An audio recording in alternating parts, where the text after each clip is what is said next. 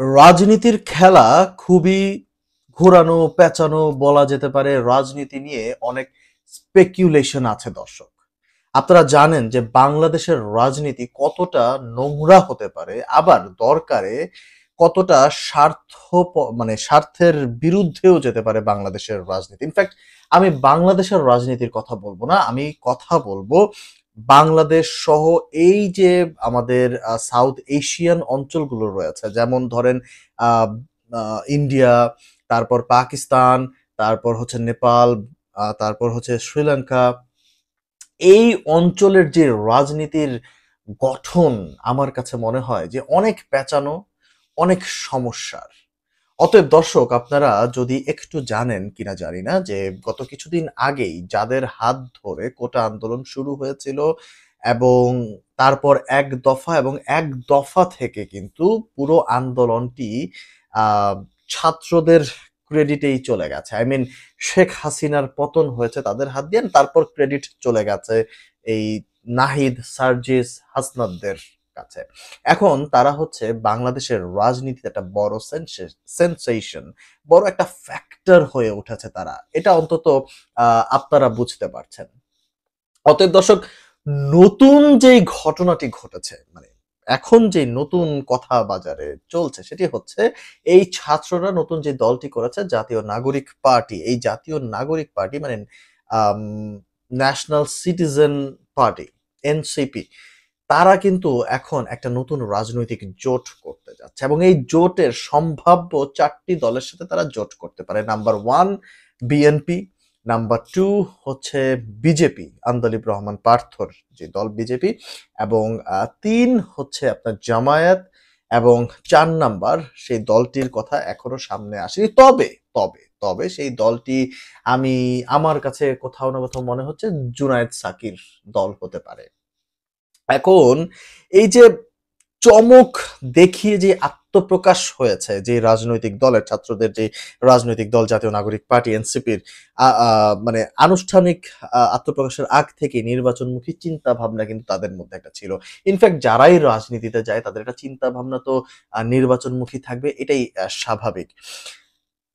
এখন যেটি মানে ঘটছে যে আত্মপ্রকাশের পরপরই কিন্তু একটা মানে একটা কথা, মানে আপনার মানে সকলের মাথা কিন্তু একদম নড়িয়ে চড়িয়ে দিয়েছে, এবং মার্কেটে কিন্তু এই কথাটাই কিন্তু আপনার এখন কিভাবে মানে কতটা সত্য কতটা মিথ্যা সেটা নিয়ে কিন্তু আলোচনা হচ্ছে। সেটি কি, আনুষ্ঠানিক আত্মপ্রকাশের পর জানা গেছে যে নির্বাচনী জোট করতে বিএনপি সহ 4 দলের সঙ্গে যোগাযোগ করছে এই দলগুলো, এবং এখানে কিন্তু একটা আমি বলবো বার্গেনিং চলছে।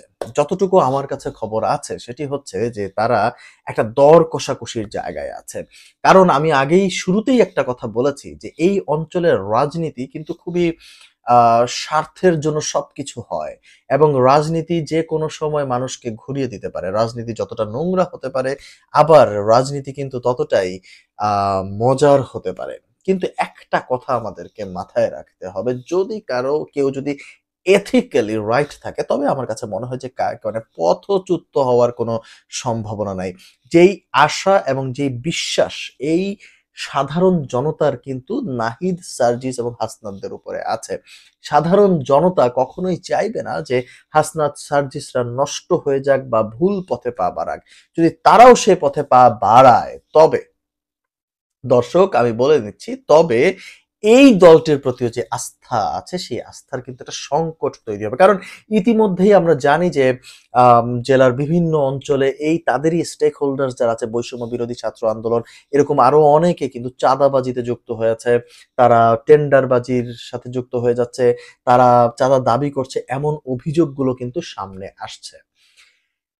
দ্বিতীয়ত বড় বিষয় হচ্ছে এই যে নির্বাচনী যে জোট নিয়ে আছে, যদি ভুলাক্রমেও তারা ভুল কোনো দলের সঙ্গে জোট করা কিন্তু অবশ্যই ভুল কিছু না। জোট করাটা ভালো, তাদের অভিজ্ঞতার জায়গা হবে এবং তারা আরো কিছু জানতে পারবে, শিখতে পারবে।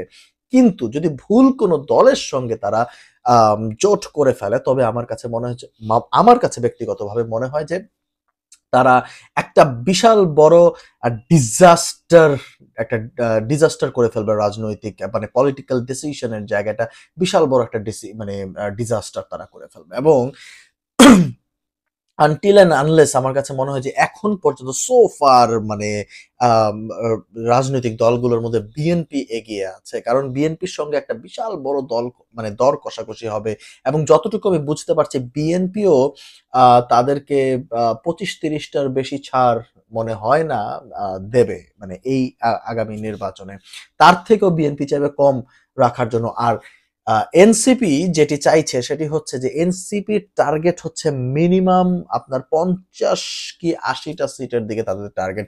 কেউ কেউ যদিও বলছে যে তাদের মানে আশাটা 100 সিটের, তবে আমার কানে যতটুকু এসছে 100 সিটের একটা আশা তাদের ভেতরে আছে। কিন্তু আমি মনে করি যে প্রথমে যদি তারা জোটে যায় তাহলে তারা 100 সিটের গ্যারান্টি তারা পাবে না, কারণ এই 100 সিট ইটস আ হিউজ। আর আমি যদি বলি যে 100 সিট পাওয়ার মতো সময় বা যোগ্যতা কোনোটাই এখনো এই নতুনদের হয়ে ওঠেনি। তাদের আরেকটু যদি তারা পরের বার বা তার পরের বার যদি তারা নির্বাচনে যায় তারা এককভাবে, আমার মনে হয় যে আগামী 2 টার্ম পরে তারা এককভাবেই নির্বাচন করতে পারবে, বিকজ ততদিনে তাদের একটা পলিটিক্যাল ম্যাচুরিটি তৈরি হবে। কিন্তু আপাতত আমার মনে হয় না যে বিএনপির মতো একটা দলের সঙ্গে যদি তারা জোটে যায় তাহলে 20টা থেকে 25টার বেশি তারা সিট পাবে না, যদিও তারা চাইছে 100টা সিট। তবে এখন পর্যন্ত যতটুকু আমার কাছে মানে আমি বিভিন্ন জায়গা থেকে বিভিন্ন ইনফরমেশন পেয়েছি যে কেউ বলছে 50টা, মানে যাদের সঙ্গে তারা যাবে। ইভেন জামায়াতের সঙ্গেও তাদের একটা কথাবার্তা হচ্ছে। তবে যেই কথাটি এখানে আমরা একটা সংবাদ মাধ্যমে দেখলাম সেই কথাটি আমার কানেও এসছে, সেটি হচ্ছে যে ছাত্রদের একটা বিশাল অংশ তারা জামায়াতের সঙ্গে জোট করতে চাইছে না, এবং it's a very good decision বলে আমার কাছে মনে হচ্ছে।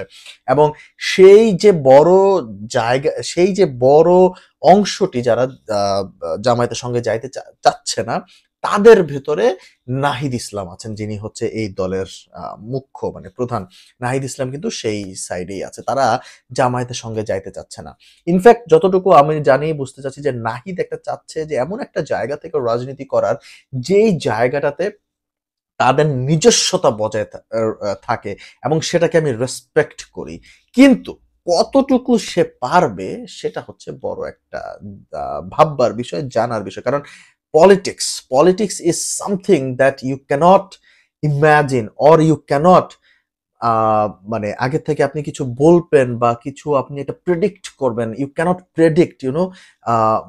আপনি হঠাৎ করেই আগামী কালকে কি হচ্ছে, তারপর কি হচ্ছে, তারপর কি হচ্ছে সেটা আপনি কখনো প্রেডিক্ট করতে পারবেন না। It's all about how you manage the situation. এটাই আমার কাছে মনে হয়। কারণ একটা সিচুয়েশনকে যদি আপনি ম্যানেজ করতে পারেন বা সিচুয়েশনকে যদি আপনি ম্যানিপুলেশন করতে পারেন বা পাবলিকের মন জয় করা, যে কথা দিয়ে পাবলিকের মন জয় করা, তারপর হচ্ছে সেই কথার উপরে আমল করা। কারণ একটা সময় ছিল রাজনীতিতে যে আমরা জাস্ট ফেক বোগাস আমরা কিছু কমিটমেন্ট করব এবং সেই কমিটমেন্টের পরে আবার আমরা সেটা মানে সেটা আমরা ফিল আপ করবো না। একটা সময়ের রাজনীতি ছিল, বাট এখন মানুষ কিন্তু অনেক সচেতন এবং তারা ওই রাজনীতি দেখতে চাইছে যে রাজনীতি হচ্ছে আমার কমিটমেন্টের সাথে আমার যেটা আমি কমিট করেছি সেটা আমি ফিল আপ করবো। এই জায়গাটা নাহিদ ইসলামদের প্রতি বা সার্জিস হাসনাতদের প্রতি সাধারণ জনতা আনতে চায়। তারা চাইছে একটা তৃতীয় শক্তি উঠে আসুক, বা তারা চাইছে যে বিএনপির সামনে একটা বড় দল রাজনীতিতে আসুক, এবং বিএনপির জন্য সেটা মানে কম্পিটিটিভ একটা জায়গা তৈরি হবে। তবে এই মুহূর্তে আমার এন্ড থেকে যেটা সাজেশন থাকবে, তারা যদি বিএনপি ছাড়া অন্য কোনো দল, আই মিন জামাতও না, বিএনপি ছাড়া অন্য কোনো দলের সঙ্গে যদি তারা একটা জোট করতে পারে তাহলে আমার কাছে মনে হয় সেটা আরো বেটার হবে। কারণ বিএনপি নিজেই একটা বড় শক্তি, এবং বিএনপিকে যদি টক্কর দিতে হয় তাহলে ওই মাপের রাজনীতি করতে হবে। কারণ বিএনপি বাংলাদেশের একটা বিশাল দল, এবং সেই 75-এর পর থেকে তারা বাংলাদেশের রাজনীতিতে আছে, এবং তারা 2বার 3বার তারা ক্ষমতায়ও থেকে গেছে, এবং সেই জায়গা থেকে একটা অভিজ্ঞ দল, তারা দেশ পরিচালনার যাদের অভিজ্ঞতা রয়েছে, ঠিক তাদের সামনে আপনি যখন মানে তাদের সঙ্গে যদি আপনি জোট করেন তাহলে একটা নির্বাচনী যেই মানে মজা, সেই মজাটা আসলে আসবে না, সেই আমেজটা কিন্তু তৈরি হবে না। অতএব আমার কাছে মনে হয় যে বিএনপি ছাড়া যদি তারা অন্য কোনো দলের সঙ্গে, বা জামাত না, ডেফিনেটলি জামাত বাদ দিয়ে তারা যদি অন্য কোনো দল, যেখানে আমরা সংবাদ মাধ্যমে দেখছি বিজেপির নাম আসছে, বাংলাদেশ জাতীয় পার্টি বা এবি পার্টির কথাগুলো আসছে, তাদের সঙ্গে যদি একটা জোট করা একটা বিশাল কিছু করা যায়, তবে আমার কাছে মনে হয় যে বাংলাদেশের ভোটের রাজনীতিতে তারা অনেকটা এগিয়ে থাকার একটা সম্ভাবনা আছে এবং ভোটের রাজনীতিতে একটা আমেজ আসবে নির্বাচনে এবং সেই প্র্যাকটিক্যাল সেই খেলাটা, সেই রাজনীতির খেলাটা হয়তোবা আমরা দেখতে পাবো। তবে আপাতত দর্শক এটাই যে নির্বাচনী জোট কি নাহিদদের বিএনপির সঙ্গে হচ্ছে নাকি অন্য কোনো দলের সঙ্গে হচ্ছে? আপনারা কি মনে করছেন? সেটা তো অবশ্যই জানাবেন। এবং আপনাদের কাছে আমার আরো একটি প্রশ্ন, সেটি হচ্ছে যে এই যে ১০০ আসনের কথা হচ্ছে যে নাহিদরা দর কষাকষি করছে যে ১০০ টা আসন, সেই ১০০ টা আসন কি পাওয়ার সময় তাদের আছে? নাকি বিএনপির সাথে ২০-২৫ টা আসনে গিয়েই তাদের সুখে থাকতে হবে বা একটা ক্ষমতায় আস্তে আস্তে যাওয়ার যে একটা প্রবণতা, সেটা তাদের একটু করে বিল্ড আপ করা উচিত? কোনটা দর্শক, সেটা অবশ্যই আপনারা কমেন্টের মাধ্যমে জানিয়ে দিতে পারেন। ধন্যবাদ।